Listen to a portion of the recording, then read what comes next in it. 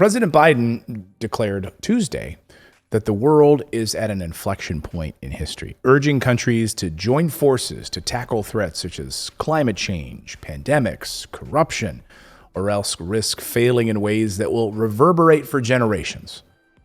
And he says, we ended a 20-year war. America is no longer at war. This is the first time in 20 years, America, we're not in the middle of a war. Hallelujah. I'm here to declare our new era. Here's the president speaking in front of the United Nations. I stand here today for the first time in 20 years with the United States not at war. Oh. We've turned the page. All the unmatched strength, energy, and commitment, will, and resources of our nation are now fully and squarely focused on what's ahead of us. As we look ahead, we will lead. We will lead on all the greatest challenges of our time, from COVID to climate, peace and security, human dignity and human rights, but we will not go it alone. We will lead together with our allies and partners and in cooperation with all those who believe as we do that this is within our power. So, just out of curiosity, where did they park all the drones then? Yeah, I mean, I hope all the drone operators got the memo. Yeah. That we're not at war anymore. And... Yeah, well, turns out no. Oh. Because as Biden declared war, the war was over. But the wars go on, according to the New York Times. The conflicts go on. I can't stand that they call them wars because they're not declared wars. I know it's semantics. We are at war with people. We're warring with them, but they're not official wars. They are conflicts. They are invasions or police building or nation building, if you will. You're right. The balls, though, that the New York Times, which is absolutely pro-war, they've been champions of war, selling newspapers and pushing us. I mean, they were the ones that hawked the fake weapons WMD story, to get us into Iraq. They ran with that at the New York Times with no evidence. Good old New York Times. President's assertion after the withdrawal from Afghanistan that the United States is not at war for the first time in 20 years ignored continued smaller scale conflicts. President Biden declared to the United Nations on Tuesday that for the first time in 20 years, the United States is not at war. We've turned the page. Great. We're all done now. One day earlier, though, a missile fired from an American drone incinerated a car driving along a remote road in Syria. A strike aimed at a suspected Qaeda. I love it. We're just calling him Qaeda now. Just drop the al. Like now we're on a last. It's just Qaeda operative. 3 weeks before, the military launched an airstrike in Somalia. And by the way, these are the only ones we even know about. Right? Where was the media? Suddenly the media is concerned about covering these drone strikes because the one in Afghanistan that happened a few weeks ago that killed 10 innocent people, we were told that these were terrorists with bombs on their way to the airport. We're going to blow up our troops. Turns out it wasn't. It was a family, a whole bunch of kids that we killed. Yeah, but it's understandable. They can't really park the drones with bombs still on them, so they got to at least lose their payload before they put them away and we don't go to war anymore. Right. Like, did you clean up? Yeah. Just drop your bombs and come back to base. Yeah. But these journalists can't do their story. I mean, these journalists, where have they been for 20 years? Suddenly they're now coming out from under the rocks and starting to cover these stories. Like, this is the New York Times finally starting to do a story here. And you're starting to see the mainstream media turn on Biden. It's interesting to watch. Surprise, right? Well, it's because he's talking about hiking their taxes. So 3 weeks before that, the military launched an airstrike in Somalia, targeting members of the Shabab militant group. So Syria, Somalia, right? Where else? Yemen, on and on the list goes. But to listen to President Biden, we're done with the wars. So just take these little sanitized conflicts and that's just the new normal now. We're done with war, but we're going to continue to bomb people all around the world. There are no longer American troops in Afghanistan, but the New York Times says, but America's wars go on. Biden's assertion to the United Nations was intended to show he had made good on his pledge to end America's longest war. And his speech came on the same day that the last soldier to die before the American withdrawal from Afghanistan was laid to rest at Arlington. But it was just the latest attempt by an American president in the 2 decades since September 11th attacks to massage the language of warfare to mask sometimes an inconvenient reality that America is still engaged in armed conflict throughout the world. Yeah. This idea that we are somehow not at war around the world is laughable. There are more than 40,000 troops stationed around the Middle East right now, including 2,500 troops in Iraq. There are that's more than 18 years after George W. Bush ordered an invasion of that country. 900 troops in Syria. Why are we in Syria? Does anyone know? We're on a mission there that started under President Barack Obama. And they don't want to show something. Like, it was a intentional. So if you guys remember, like back during some people might remember, during Vietnam War and stuff, they showed the casualties of war. You saw the caskets coming home with the flags draped over it. And it was like, you saw the reality of it, and people protested. People did not want that. There were millions of people going to protest in the streets, millions during that time. So they made an effort to not show the casualties of war. They don't show that anymore. They don't show guys coming home with the flags over their caskets and everything, because people then realize what's really going on. So they hide all of this from us. Most people don't even know we're in 9 different countries, or whatever it is now, 11 different countries, droning people on a daily basis. And we're not going to be honest about it. Surprisingly, there's actually been some Democrats who've been speaking out against the president.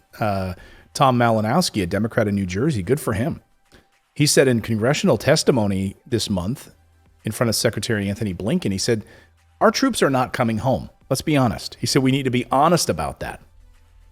They are merely moving to other bases in the exact same region to conduct the same counterterrorism missions, including in Afghanistan.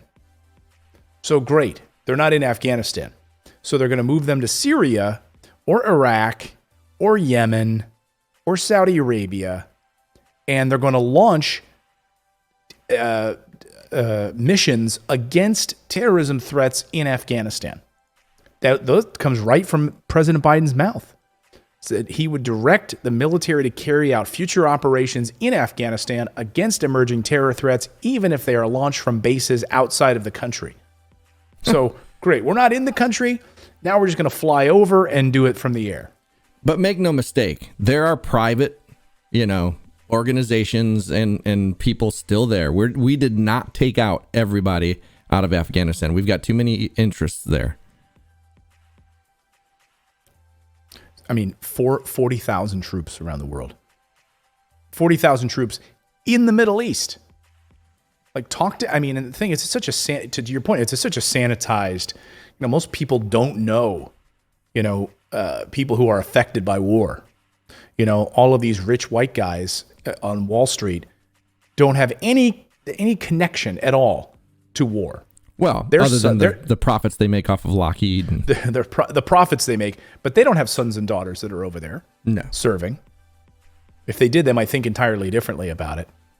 No, because they prey upon, the poor communities with, well, you'll get to go to college. You'll get a career out of this. You'll be able to come out and do whatever you want. You can get a career in the military. Right.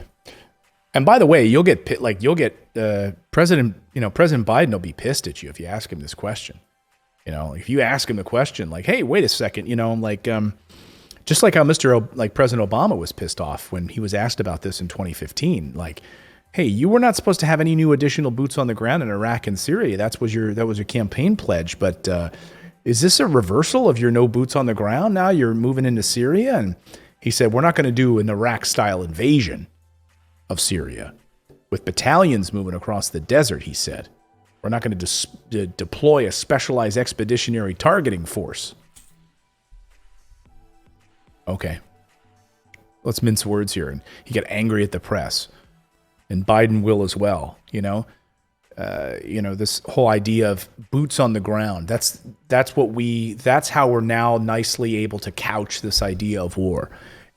Are there boots there? Yeah, we don't have boots on the ground, just bombs now, just with drones. Like, we're just going in their airspace. We're not like sending people over there. Come on, you guys. We're not killing any of our people anymore, just theirs. So shut up. The Pentagon just released data on this, finally, in recent months, shows that a consistent drumbeat of airstrikes in Iraq, Syria, regularly, like just consistent bombings. So, but where's the reporting? The only sort of mainstream media reporting came during the Afghanistan withdrawal and on that airstrike that killed that innocent family. That's it. Where's the media been? Mainstream media has been asleep and has not covered this story at all. They didn't cover it under Trump. They're not covering it now. They're just maybe starting to cover it a little bit under Biden. And if you happen to lean a little bit right, you might have seen Rand Paul questioning Blinken, about like, was this person a militant that they killed, or was he, like that back and forth? Did you see that? No, I missed that. So he was like, it's a really good thing you should watch, where Rand Paul was questioning, like, so was the person that was killed in this strike a target or an innocent? Like, well, I can't really say. It's like, you can't really say, like, was it a target or an innocent? Well, that can't be determined yet. He goes, well, don't you think we should determine that before we kill them instead of after? And then it turns out they were innocent. They're innocent, yeah.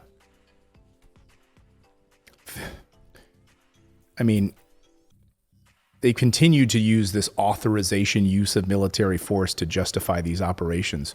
To target groups that didn't even exist when September 11th happened.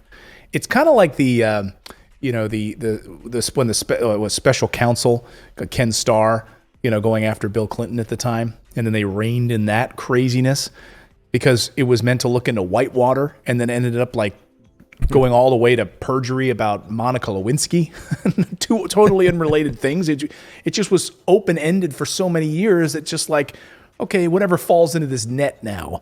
And that's exactly what this is.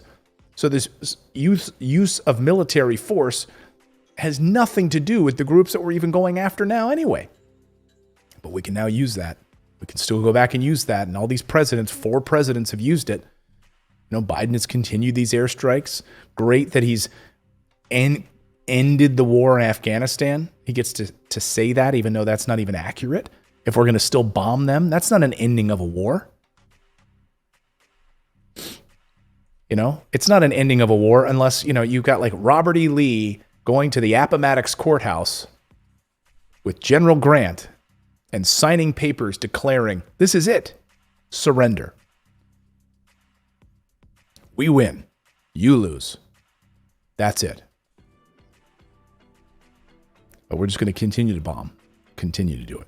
Well, and does he really think that like people don't know what we're doing? Like, we're just going to say this, yeah, we're not we're not bombing anybody anymore. We're going to be on the straight and narrow now. We're America. We're going to send food and we're going to be a global force for good for real now. No, you can't. And he'll get pissed if you ask that question. Come on, man. You can't answer that question. Like, come on, don't ask that question. Like, come on, you should know better. If you want a cushy seat at the table, if you're the press, the mainstream media, the liberal media, you're not going to be invited to the White House if you ask tough questions of Jen Psaki and the White House press communications team. Honestly, she's like the head propagandist. It's like she is the mouthpiece of propaganda for the president. It's her job to not answer these questions. Yeah, it's all of their jobs. I wish they would ask tough questions. I would like to see it. I don't see it. I don't see her. The only tough question I see, they always like do the Fox News reporter asks Jen Psaki question thing and the way they couch it. Other than that, I don't see tough questions being answered or asked by the press. You see what happens. Jake Tapper, when he pushed on Anwar al-Awlaki's assassination with Obama, like he pushed hard, and he ended up with his own show and now he doesn't really push that hard anymore. It's like, You know, like where they like, dude, you can't ask those questions. We'll give you your own show if you just shut up. Like we'll promote you. Right now, you just got to do a generic, boring CNN show. Yeah, like okay. Because that's pretty much what put him on the map. Was he just was pushing and pushing and pushing on that issue, and then all of a sudden, oh, he's got his own show. But I like this Tom Malinowski, this Democrat out of New Jersey, this representative says, our troops are not coming home. We need to be honest about that. They're merely moving them to other bases in the same region to conduct the same missions, including in Afghanistan. And they're moving them to North Africa. And they're just calling them routine engagements in combat. Just routine, don't even ask any questions about us killing people. Just routine. And again, there's no boots on the ground, so shut up. It's like we're not sending people over there to die. We're sending planes to kill people. So shut up. Right. They're just flying overhead. They're not actually getting their feet dirty. Just flying overhead. That's all it is.